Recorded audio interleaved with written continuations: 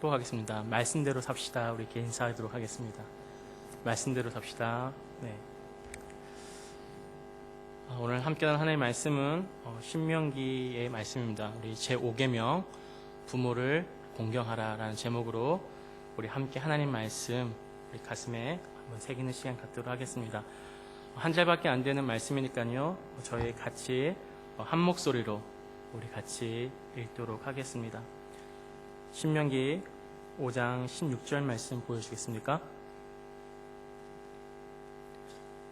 우리 함께 같이 한 목소리로 우리 읽도록 하겠습니다. 시작. 너는 너의 하나님 여호와의 명한 대로 내 부모를 공경하라. 그리하면 너의 하나님 여호와가 내게 준 땅에서 내가 생명이 일고 복을 누리라. 아멘. 사실 오늘 설교 본문이 저에게 굉장히 많이 부담이 되었습니다. 평소에 이렇게 효도를 잘 하지 못하는 아들이라는 사실을 너무나 잘 알기 때문입니다. 설교자에게 있어서 설교를 준비하고 또 설교를 하는 것보다 더 마음을 어렵게 하고 더 중요하다고 생각하는 것은 설교한 대로 내 삶으로 그것을 살아내는 것입니다. 그렇지 못하면 위선자가 되거나 거짓말쟁이가 되기 때문입니다. 이런 부담되는 마음으로 월요일 오전에 한국에 계신 어머니와 통화했습니다.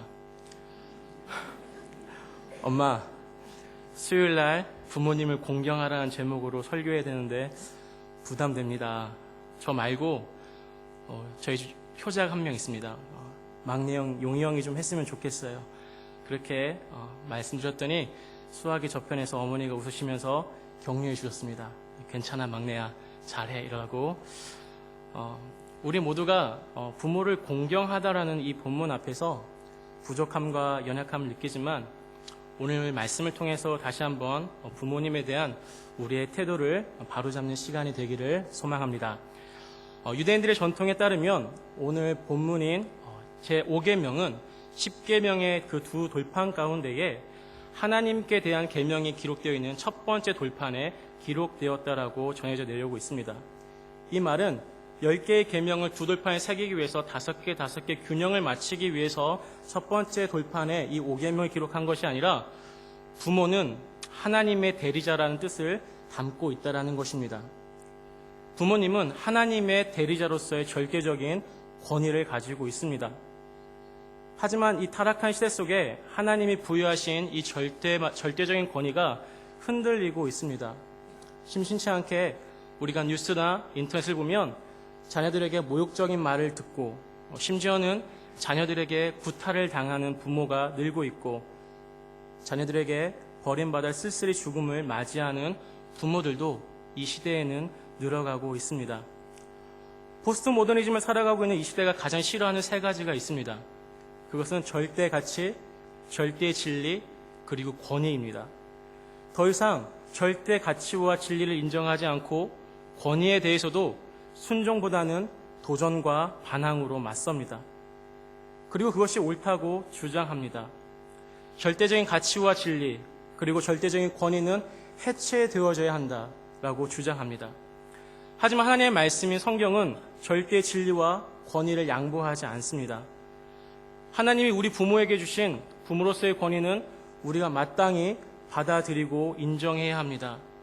우리의 부모가 잘났고 못났고에 상관없이 하나님이 우리 부모님에게 주신 그 권위를 우리는 반드시 인정하고 받아들여야 한다는 것입니다.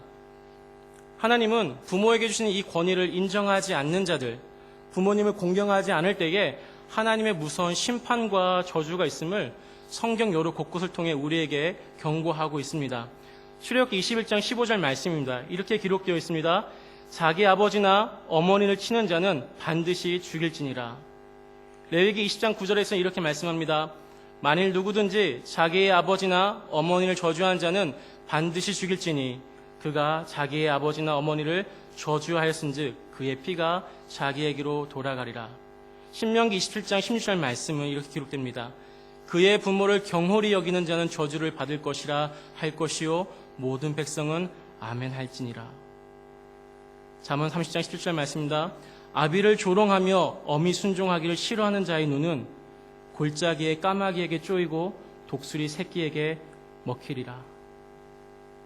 부모를 경홀히 여기는 자, 디스오너하는 자는 하나님의 저주가 임하게 될 것이다. 부모님을 모욕하는 자, 조롱하는 자, 순종하기 싫어하는 자는 그의 눈이 까마귀에게 쪼임을 당할 것이다 라고 말씀하고 있습니다. 신약 성경에서는 부모를 돌보지 않는 자들에 대해서 이렇게 말씀하고 있습니다. 디모데전서 5장 8절 말씀입니다.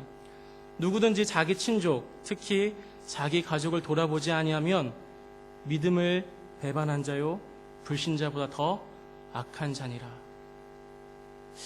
만약 우리가 우리 부모님, 우리의 형제를 돌보고 있지 않다면 우리는 불신자보다 더 악한 자들이라고 말씀하고 있습니다. 부모님을 공경하는 것, 부모님을 돌아보는 것은 우리 부모의 성품과 자질에 따라 우리가 부모를 공경해도 되고 안 해도 되는 옵션이 아니라 이것은 우리가 반드시 지켜야 하는 하나님의 명령이라는 사실을 잊지 말아야 합니다. 부모를 공경하라라는 이 말씀은 레위기 19장 3절에서는 좀 더 강하게 표현되고 있습니다. 레위기 19장 3절 말씀에 너희 각 사람은 부모를 경외하고 Each of you must respect your mother. must respect라고 반드시 존중해야 한다라고 말씀하고 있습니다. 부모를 공경하는 것은 분명한 하나님의 명령이라는 사실을 우리는 잊지 말아야만 합니다. 그렇다면 부모를 공경하라는 이 말의 구체적인 의미는 무엇이겠습니까?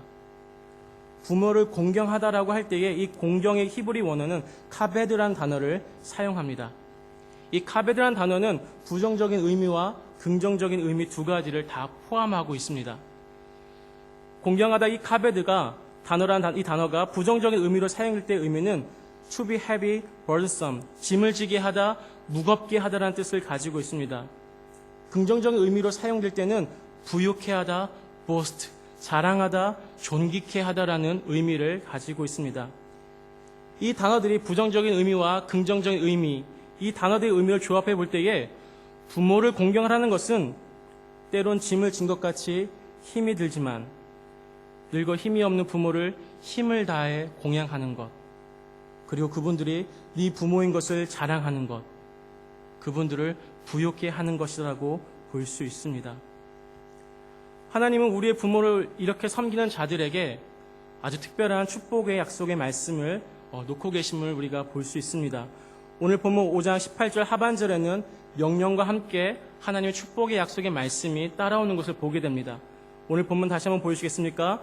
너는 너의 하나님 여호와의 명한대로 내 부모를 공경하라. 그리하면 뭐라고 말씀하십니까?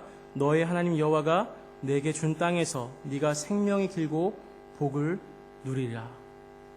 하나님은 부모를 공경하는 자들, 부모를 존경하는 자들에게 장수의 복과 이 땅에서의 번영의 복을 주시겠다라고 약속하고 계십니다. 우리가 복받기 위해서 부모를 공경하는 것이 아니라 우리가 하나님 말씀에 순종하여 우리가 부모를 사랑할 때에 공경하는 자들이 될 때에 이 약속된 축복의 말씀들이 우리 성도님들의 삶 가운데에 자연스럽게 찾아 들어오길 주님의 이름으로 축복합니다. 마지막으로 오늘 본문에서 우리가 놓치지 말아야 할 또 다른 중요한 포인트가 한 가지 더 있습니다. 그것은 이 본문이 자녀에게만 주는 메시지가 아니라 사실 우리 부모 세대에게 주는 메시지라는 점입니다. 신명기 4장에서는 하나님은 모세를 통해서 이 계명과 율례를 자식들에게 부모를 통해서 전달하는 점을 명확하게 하고 있습니다. 신명기 4장 9절 말씀 보여주시겠습니까? 오직 너는 스스로 삼가며 네 마음을 힘써 지키라. 두렵건대 네가 그 목도한 일을 잊어버릴까 하노라. 두렵건대 네 생존하는 날 그 동안에 그 일들이 네 마음에서 떠날까 하노라. 너는 그 일들을 네 아들들과 네 손자들에게 알게 하라. Teach them to your children. 너의 자녀들에게 가르치라라고 성경은 말씀하고 있습니다. 우리에게 쉐마라고 잘 알려진 신명기 6장 6절에서도 동일한 말씀이 기록되어 있는 것을 확인하게 됩니다. 신명기 6장 6절에서 9절 말씀에 오늘날 내가 내게 명한 이 말씀을 너는 마음에 새기고 네 자녀에게 부지런히 가르치며 집에 앉았을 때든지 길에 행할 때든지 누워있을 때든지 일어날 때든지 이 말씀을 강론할 것이며 너는 그것을 네 손목에 메어 기호로 삼으며 네 미간에 표를 삼고 또 내 집 문설주와 바깥문에 기록할지니라. 하나님은 누구에게 지금 하나님의 계명과 말씀을 가르치라고 명령하고 있습니까? 바로 우리 부모들입니다.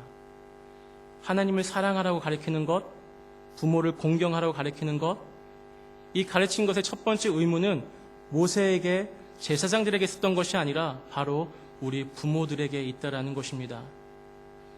자녀들은 가정에서 부모님은 하나님의 말씀을 자녀들에게 가르쳐야 합니다. 동시에 부모는 자녀들 앞에서 하나님이 부모에게 허락하신 영적인 권위를 스스로 잃어가지 않도록 조심해야 합니다. 참 안타깝게도 하나님이 부모에게 주신 권위를 부모가 자녀들 앞에서 스스로 잃어버리는 경우가 종종 있다라는 것입니다. 어머니는 하루 종일 드라마 틀어놓고 드라마에 몰두하면서 자녀들에게 공부하라고 가르칠 수 없습니다. 밖에서 아버지 찾는 전화가 들었는데 자녀에게 아버지가 지금 없다라고 말하라고 자녀에게 거짓말을 시켜놓고 자녀에게 정직을 가르칠 수 없다라는 것입니다. 부부가 서로를 배려하지 않고 싸우고 다투는데 자녀들에게 다른 사람을 배려하라고 가르칠 수 없다라는 것입니다. 오래전에 저희 시니어에서 졸업을 하고 대학부에 올라간 한 형제를 만나 식사를 한 적이 있습니다. 식사를 하던 가운데 이 형제로부터 조금 충격적인 말을 들었습니다. 한국말도 잘 하지 못하는 친구가 아버지에게 어릴 적에 너무 많이 맞아서 제 가슴에 한이 생겼어요 라고 한이란 단어를 사용하는 것이었습니다. 부모를 공경하고 경외하는 것을 가르치는 의무는 1차적으로 부모들에게 있습니다. 가르친다는 것은 단순한 말이 아닌 삶으로 보여주는 것입니다. 부모를 공경하라. 어떤 면에서 우리가 사랑하는 자녀들에게 이 하나님의 말씀을 순종하는 것을 우리 부모가 더 어렵게 만들고 있지는 않는지 우리 자신의 삶을 우리는 살펴보았으면 좋겠습니다. 하나님이 우리에게 선물로 주신 귀한 자녀들, 그들 위해 더욱 기도하고 하나님의 말씀을 우리의 삶으로 더욱 부지런히 가르침으로써 자녀들에게 더욱 존중받고 사랑받는, 무엇보다 자녀들의 기억 속에 우리 부모님은 하나님의 진실된 사람이었어 라고 기억되는 우리 믿음의 부모님들 되시길 주님의 이름으로 축복합니다. 우리 한번 말씀을 생각하면서 기도하도록 하겠습니다.